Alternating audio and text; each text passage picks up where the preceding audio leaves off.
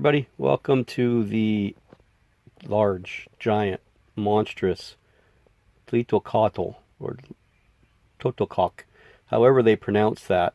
I've heard it said a million times, but I still can't do it right. Collenberg, this is a male, juvenile, maybe subadult, probably subadult. Um, he was a gift to me a couple years, 2, 3 years back from Ruth at Mostly Reptiles. She brought him the buffalo. It's kind of surprised me with this one. Anyway, he's massive, but he isn't an eater. So it's been probably 2 to 3 months since I fed him, or that he's eaten at least. I've tried feeding him a couple times because I never know, because he's usually down there. You can see how far back he's burrowed that. That comes all the way out to right there. Yeah. So this was one of the ex-brachypelmas that was moved by Jorge Mendoza on his last paper, which, like I said, when it was, we had a feeling it was coming. I was surprised with the albiceps not moving. That was the only one of the red rumps that didn't move out of brachypelma, but yeah. So yeah, this guy should be molting sometime in the near future, hopefully, and he may even mature. Who knows? Okay, we have some other stuff that people wanted to see, so let's another one that people were talking about because I put some pictures on Instagram. This is my newly ID'd female Harpactira marxi, one of my favorite baboons that I own. Just striking colors. I like the dark. You see how you get some of the gold. You can't see it real well with this, but there's some golds in there. She's kind of placid right now, but I've been told that they're not very easy to breed, and they like to eat the male. So hopefully, I have a calm female that may pair very easily. We'll see. She's probably still a couple molts away, maybe. They don't get very big, probably another inch on her at best. Yeah, she's going to be moved. I think she's in one of these square containers. You can see she's never been a burrower, but she loves to web. So yeah, we'll see. I might try and feed her here in a second. We threw a cricket in there. You can see it. She fed the other day, the day that I put the pictures, but she hasn't eaten. She wasn't a big eater before, but she molted and she was real thin. So it looks like she got a little bit of her weight back, but this will be the second real quick one cricket feeding for her after her last molt about 10 days, 12 days ago or so. I don't know if she'll take it or not, but yeah. A wonderful, wonderful species to own. I was real pleased when we ended up finding out that she was definitely a female. Let's see how she does here. Yep. Yeah, I knew she would eat. Alright, so we'll home in on her a little bit there.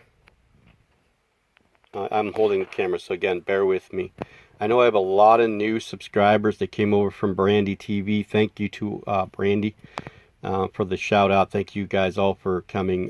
Many of you don't know, of course, because you've not been to this channel.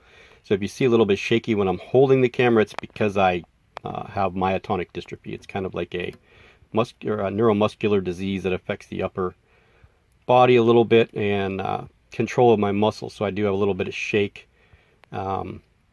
I do have tripods, so I'm sure that'll be brought up down below, but I'm just trying to quickly put a video together for this weekend. I haven't filmed in a while. The last one I did was just a live, so I figured we'd put something together here for you guys. Okay, so this is the one that most people ask about. This is the T. seladonia.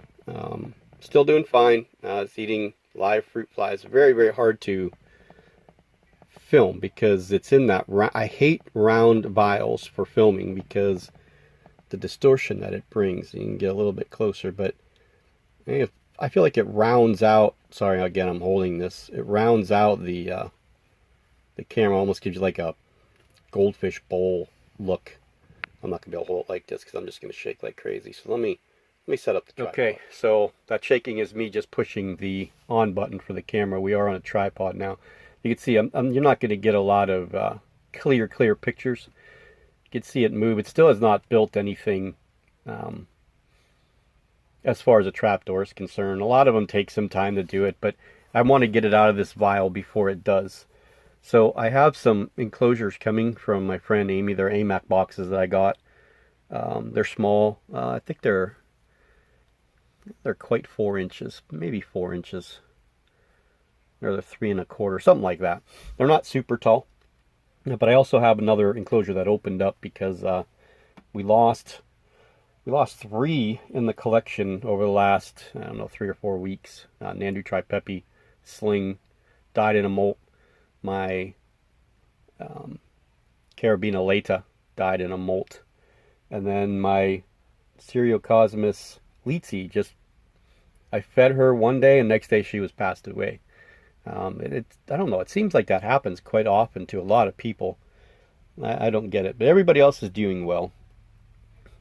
So yeah, this little one's doing well still. We still spray every 3 days for moisture and for something to drink, and I feed roughly every 3 to 4 days, off days of wetting down. She's been taking live fruit flies now, so that's what I've been using. We're gonna try, when I move her, we're gonna try stepping up to like cut up crickets. A couple of the admins from the tarantula community have been having great success with cut up pieces of cricket, so I think that's what we're gonna do.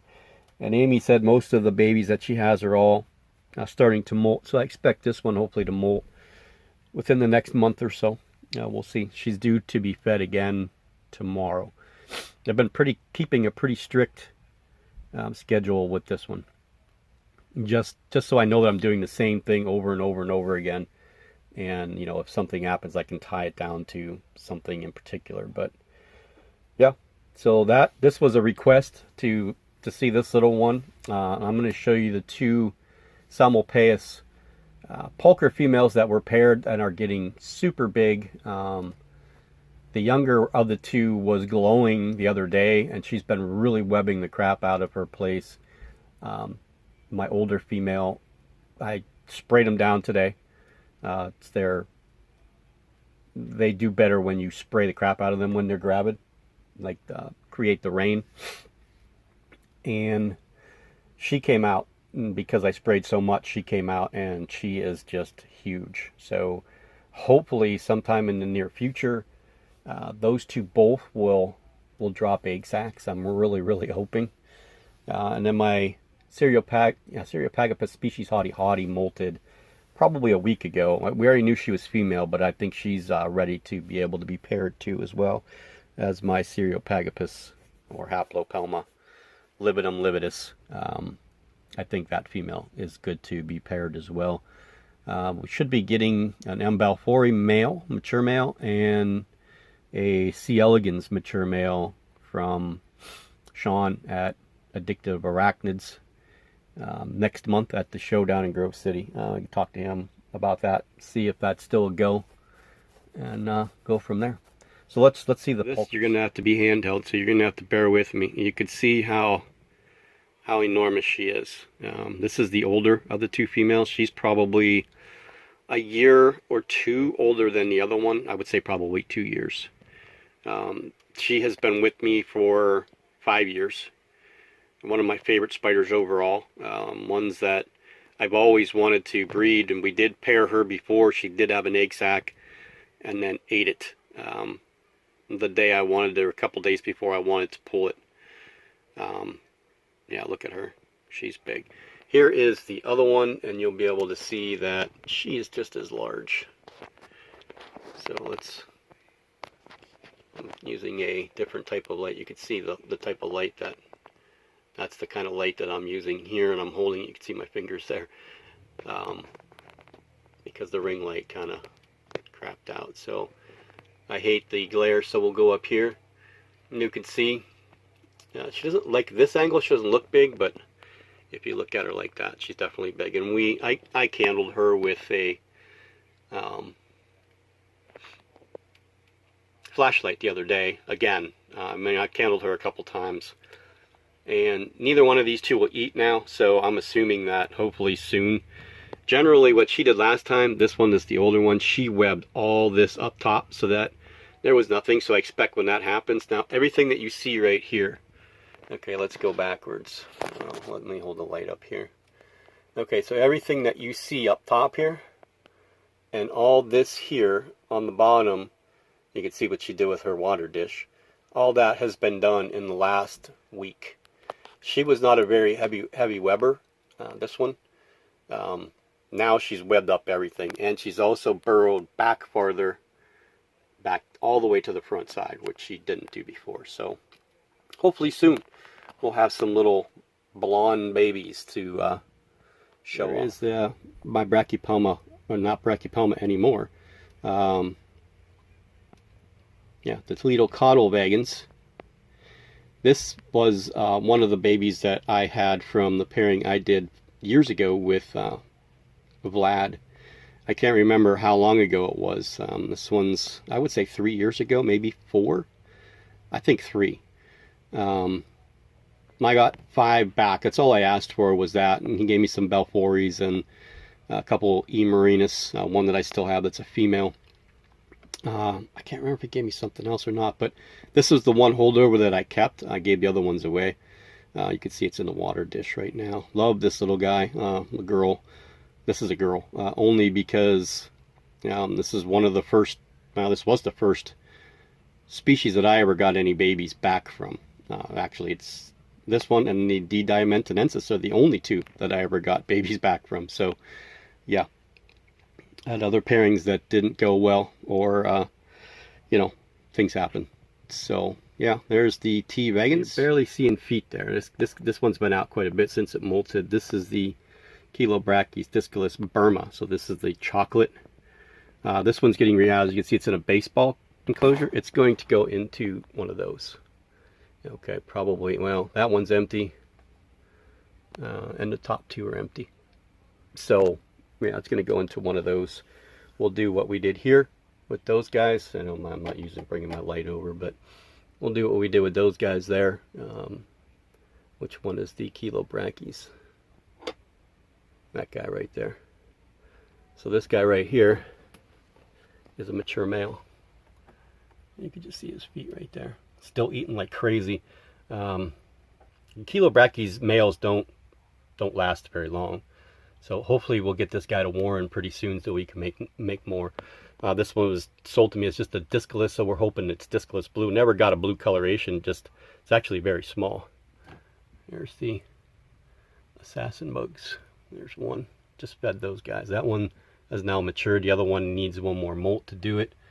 Oh, is she out? Yeah, I think feet are out there. My Epibopus udamen. There's one of the 6-eye sand spiders down there. I think that's the female. The one on top is the male. So we're going to be doing some moving around. Again, we moved there's the little one there, the Canthoscuria geniculata, into one of the big enclosures. And I did some moving today of the Harpactira pulchripes. I'm going to bring her over here and we'll finish up with her. That one, yeah. This is the Salmopaeus victoria enclosure. She's back there in pre-molt. So hopefully that she molts, she'll be ready to pair. Oh, there's one of the baboons. One of the Tarantula marinus tete. Okay, so this is exciting. Just getting ready to put these 2 back because they were on top of the enclosure for the T. Callenbergi, and I just noticed that my Cithronathus hosi molted, so we're going to pull that out and hopefully we'll be able to sex this as a female. I'll be ecstatic if it is. Let's pull that out, and I'm going to bring the H. pulchripes up here. Well, I'm going to grab her, and I'm going to try and sex this molt first and see what we get. So as you see, she's in pre-molt. Get a little better shot of her right there. You can see just by her abdomen, you know, that's how baboons, you could tell. They get stretchy, kind of shiny, and large, of course. So the enclosure is a basketball display case, so it's pretty large. As you can see, she's got a lot of room. She'll be able to stay in here for good. So we use this. I've had this decoration forever and not used it. Here's her water bottle. Put some rocks back here, a little bit of moss here. I won't wet that down just for show. There's a decoration here, and you'll be able to see that that is hollow all the way down. She can dig in there if she wants, or just use that as a burrow. But this was the piece that was in her original setup, which was a mini football helmet display case. So, you know, she's almost 2.5 times the size of what she was in this thing. And she dug underneath there and webbed the whole entire thing up. And then, as you can see, like where her abdomen was, she had a hole dug there, and then on the other side, there's my lights on top of there. She had a hole coming out the other side. So I wanted to give that back to her, so she at least had something that was in her old enclosure. But yeah, she's one of my favorites. Really, really beautiful. And they don't really stay this gorgeous orange. I mean, they still are orange, but they do kind of dull down as they're adults. So they're more of a tannish orange than they are an orange. The blue doesn't become as vibrant either. But when she molts this next time, you'll see how bright she'll be. Real bright orange again, and the blues will be really, really blue, and then they'll start to fade as she goes through her molt cycle. She's still, I would consider a juvenile. She's probably 3 inches. They don't get huge. I think they're only around 5-inch spiders, so they're not anything major. If you're going to get a baboon as a beginner, if you want to try your hand at an African species, this is the one that I would recommend the most. There are 2 old worlds that I always recommend as beginners. One people disagree with me on, but I think if you set them up right, you're perfectly fine, which is the Chilobrachys fimbriatus. I think that is my go-to Asian fossorial species. People ask me about arboreals. I'm not a huge arboreal fan, so I don't really comment a lot on those, but probably, you know, a Piscithera subfusca or the species Highland. I felt out of the ones that I've raised that she's been the most docile and easy to deal with. She doesn't like warm temperatures. She likes it a little cooler. But yeah, these guys here can tolerate 50 to 75 degrees. That's where they're from in Lower Cape, South Africa, on the, I don't know if that's the East Coast or the West Coast. But their temperatures aren't very warm. You would think, oh, Africa, they're going to be 100 degrees, but they average between 50 to 75 degrees. So nothing that isn't easily maintained in a home all the way through the year. You know, will they tolerate warmer temperatures? Of course they do. Mine do. You know, when it's warmer here, I don't run an air conditioner in my room. I run a ceiling fan for air circulation, and then we'll bring in whatever air comes through the window. It's really all I use. But I can't breathe in air conditioning very well anyway, and I don't think it's really super beneficial to have them, you know, in a small room that's air conditioned. I don't think that that's really good. I mean, my room's not small, but it's small enough that yeah, I would prefer not to have them in air conditioning. So I kind of suffer so that they have warmer temperatures through the summer. And that's where you'll see, you know, you'll get most of your molting will be between spring and fall, and you know the winter months will lag a little bit, which it's been, you know, pretty sparse to have molts around here. We've had a few in the last couple weeks, but it has been a little bit warmer here than normal too. So one more look at her. We're gonna end here. We'll zoom in on her so you guys can see how. Yeah, you can see how, you know, how shiny. Look at the abdomen, how shiny that kind of looks. It's not super shiny like you would see on a New World, you know, but it does look stretched.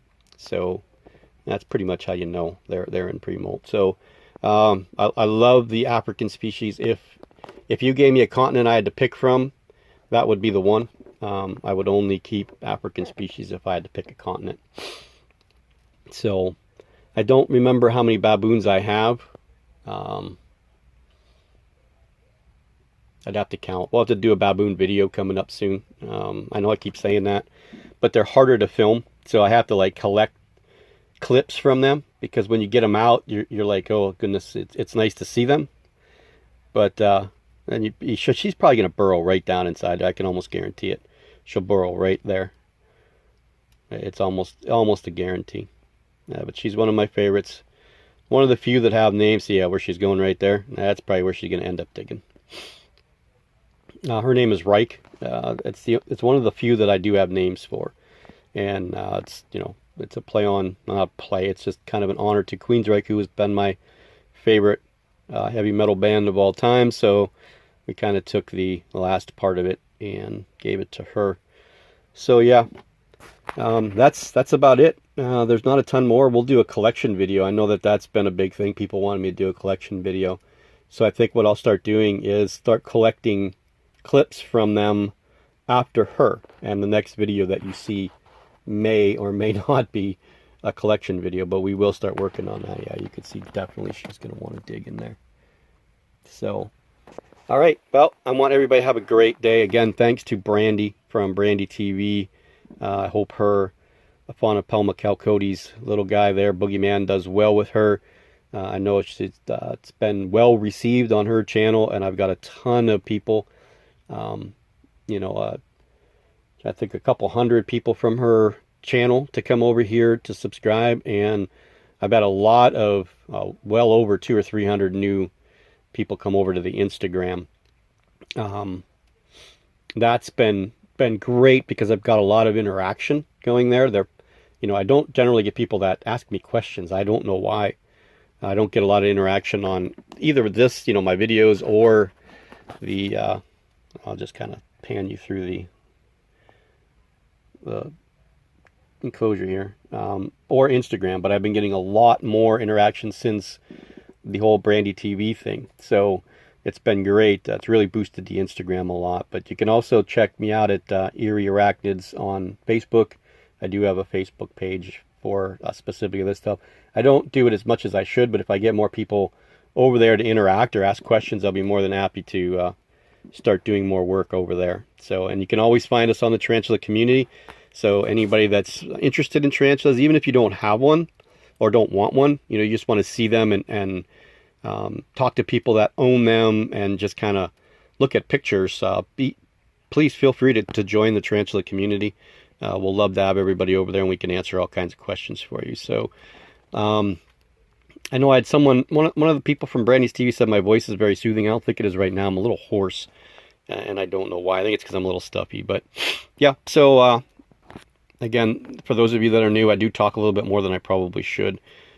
But, and you're seeing pretty much nothing here. So I'll let you guys go. Have a great weekend, and we'll see everyone in the next video.